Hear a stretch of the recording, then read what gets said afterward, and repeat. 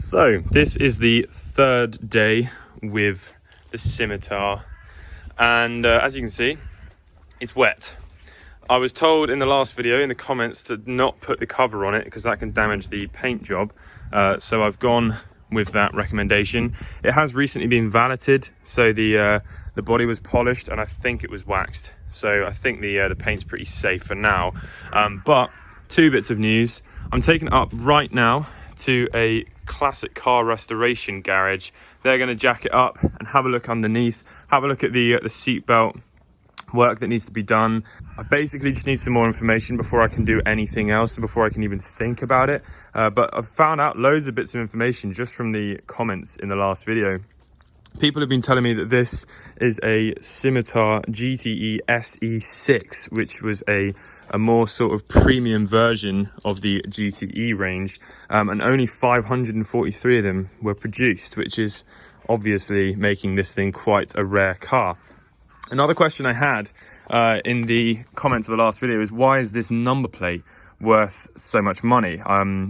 This number plate here is worth about £2,500 to £3,000, and the reason is because it's short.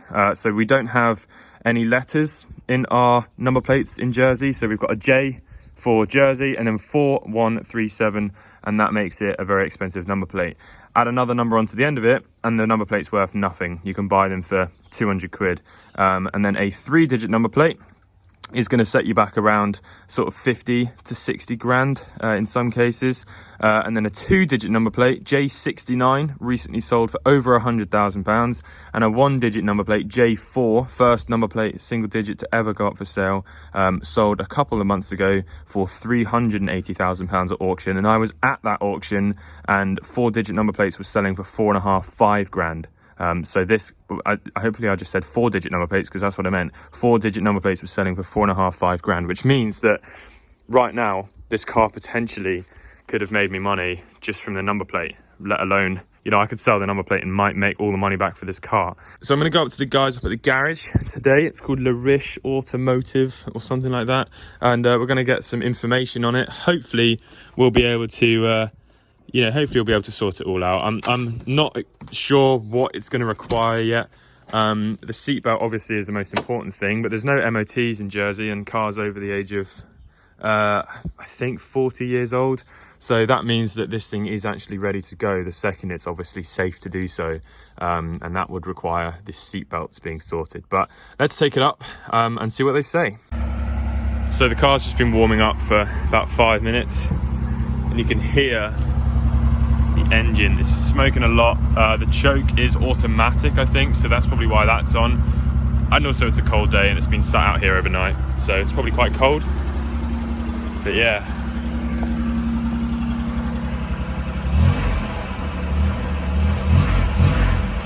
it's quite a beast.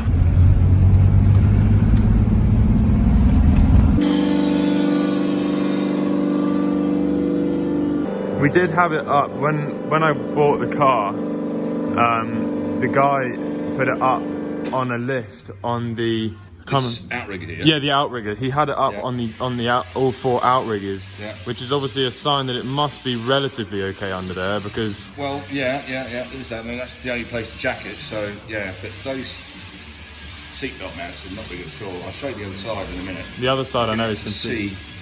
See right down into it. Yeah. Because the inside panel is actually pulled away, so you can actually see down into it, and it comes up to, there's rust up to about here as far as I have also seen that people have just chopped holes. It's that, yeah, because it's fiberglass. You can fix it up, just fiberglass it back up again. Yeah. But to weld it with the fiberglass round is going to be difficult.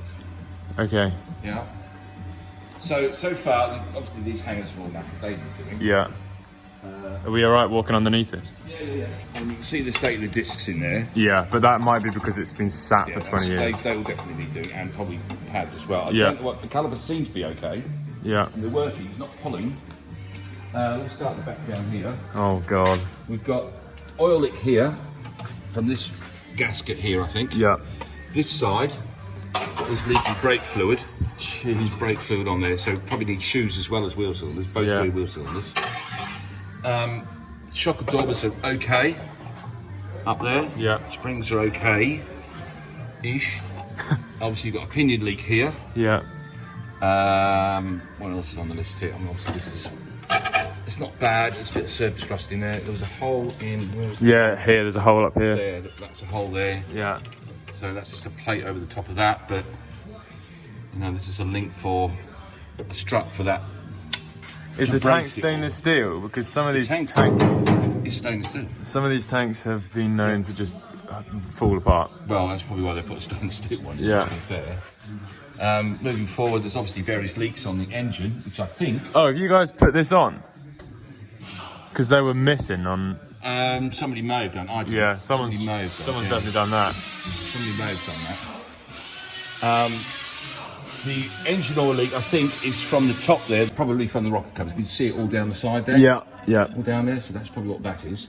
Gearbox oil leak, I don't know where that's coming from. It might be here. But this sounds like everything needs to be rebuilt. But see, this is gearbox oil that's leaking there, not engine oil, so it's probably coming from that gasket there.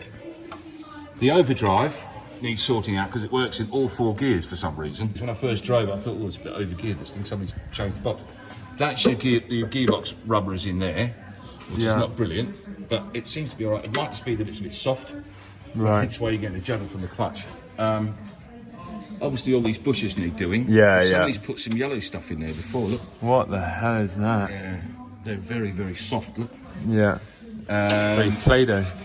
Obviously, we put brake flexis on there as well because they're old and they're rusty. These springs, I haven't put them on the list, but they seem to be working. Yeah. And these drop links as well, see all the rubbers in there? Yeah. They need doing. Everything. These arms could really, really, really do with taking off, cleaning up and painting properly, sandblasting and painting them properly. Oh my god. Yeah, I know.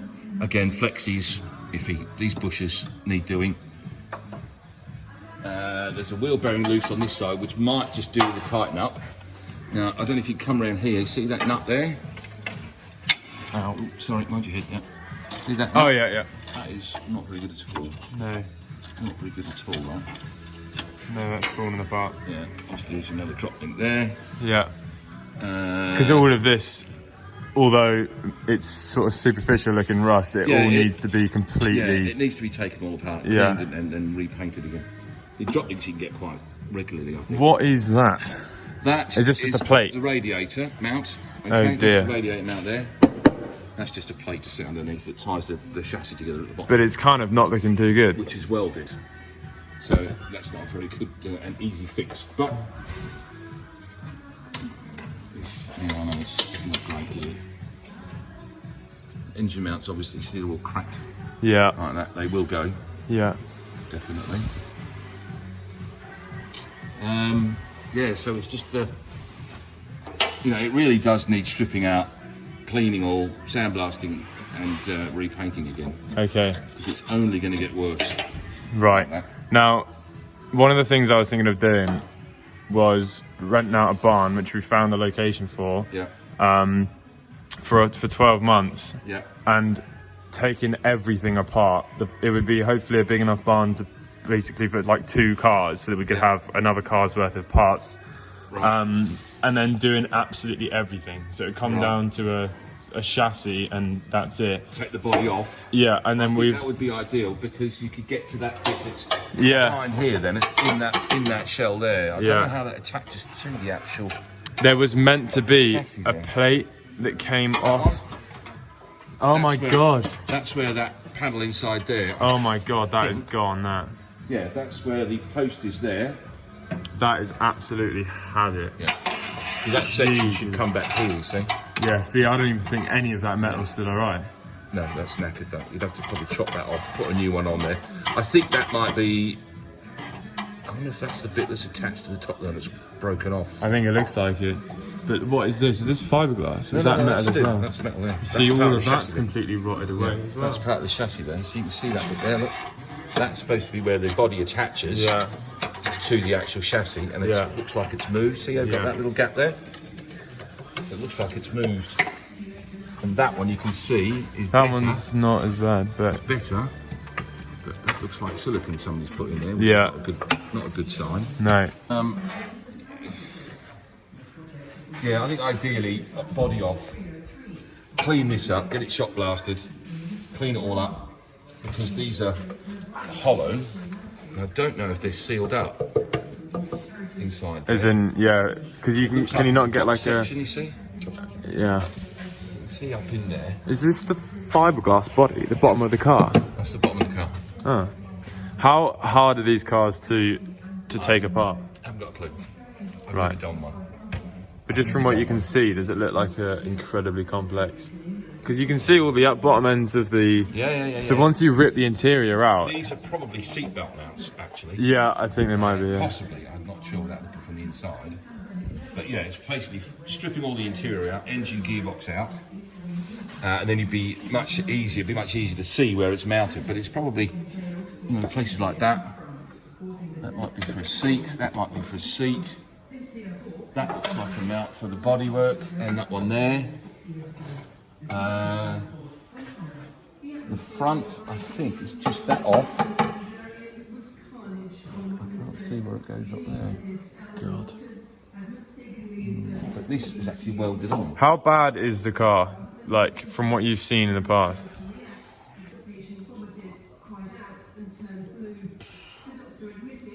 What I've seen in the past, not bad. I mean, it's bad, but it's not really bad. If that makes any sense.